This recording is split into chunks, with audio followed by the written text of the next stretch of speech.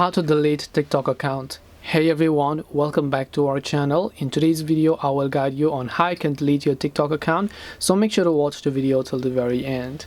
If you'd like to delete your TikTok account, all you have to do is go ahead and then first of all make sure to launch the TikTok application here.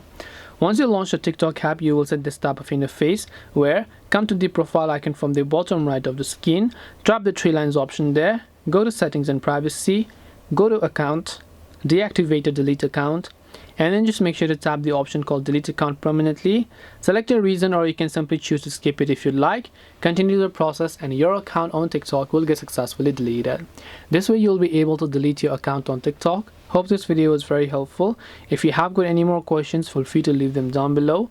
Thank you for watching till the end of this tutorial, and see you soon in our next video.